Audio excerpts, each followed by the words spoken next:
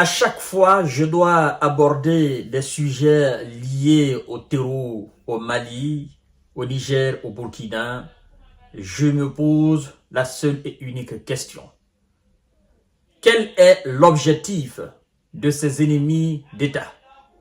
Quel est l'objectif de ces hors-la-loi qui tentent de faire leur propre loi dans nos différents États? Mais je dois leur dire, quoi qu'ils fassent, ils ne pourront absolument rien contre nos forces armées de nos différents États de l'AES.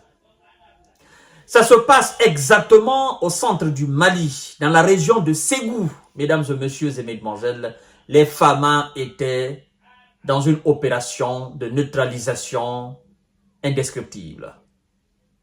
Et à l'occasion, je voudrais, mesdames et messieurs, qu'à travers vos différents commentaires, vous dites merci aux FAMA. Ça me fait énormément plaisir. Mesdames et messieurs et mesdemoiselles, les deux opérations se sont déroulées effectivement le 24 et le 25 de ce mois-là, le mois d'octobre. Et on nous annonce qu'une quarantaine de terreaux ont été envoyés au repos définitif, c'est-à-dire au plus bas des échelles de l'enfer. Vous savez, au niveau de l'enfer, il y a plusieurs échelles. Il y a plusieurs étages. Mais au plus bas, c'est-à-dire le plus bas des bas, ces terreaux ont été envoyés là-bas. Et ils vont continuer éternellement à crier là-bas. Mesdames et messieurs et mesdemoiselles, vous savez, ça me réjouit, ça me donne de la force. Et c'est à cause de ça, nous faisons des émissions pareilles.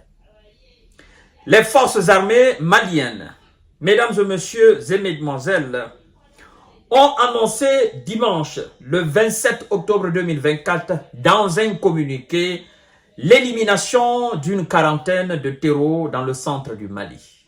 Incroyable, mais vrai. Alors, les terreaux ont été éliminés lors de deux opérations de recherche et de neutralisation menées dans le centre du Mali.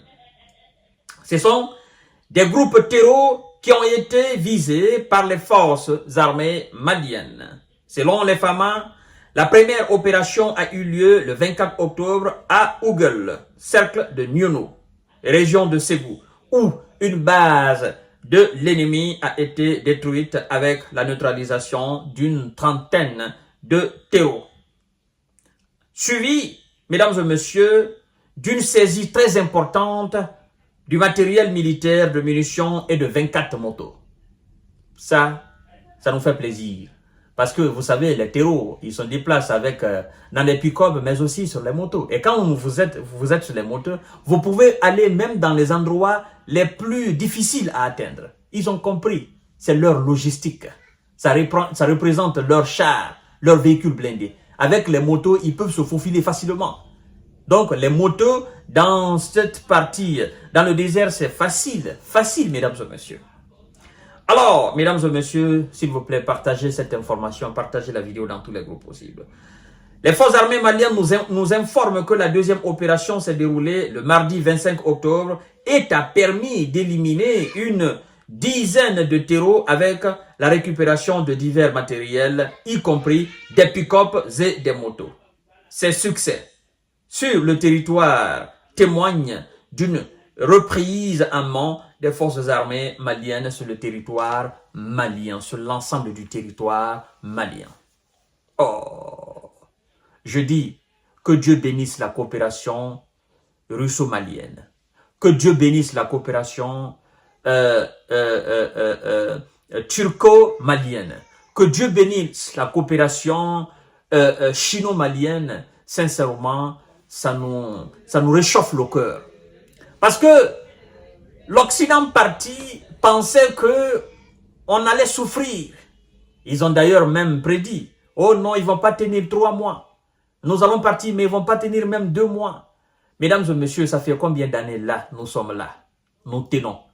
Et nous avons même réussi, vous comprenez, à récupérer bon nombre de villages et de villes qui étaient sous le contrôle des terreaux. Au départ même de ceux qui étaient censés être nos amis et qui devaient nous aider.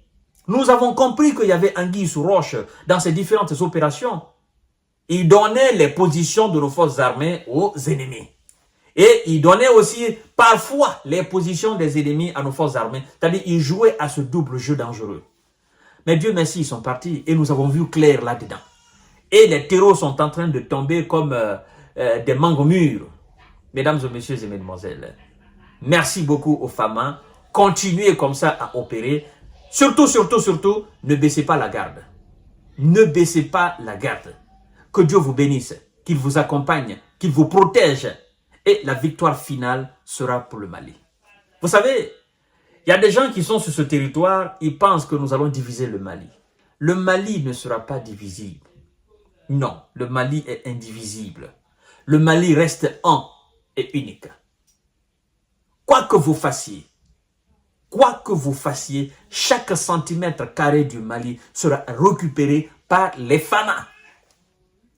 Le Mali est un peuple résilient, qui sait se battre et qui sait s'unir pour faire face à l'adversité. Et c'est ce qu'on est en train de constater là. C'est ce dont nous avons besoin. Vous avez vu, face à l'adversité, le peuple russe, à 99,99%, n'est-ce pas, est resté solidaire à la politique de M. Vladimir Poutine et au gouvernement russe. C'est ce qui fait aujourd'hui la puissance et la force de la Russie. C'est-à-dire, à l'intérieur de la Russie, il y a une force indescriptible. Et c'est ce que le Mali doit faire montre.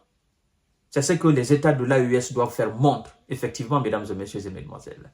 Je vous donne rendez-vous tout à l'heure pour notre série d'informations et de cortiquage. Merci beaucoup. Merci encore les femmes. Et à bas les terreaux. Ils vont lire l'heure.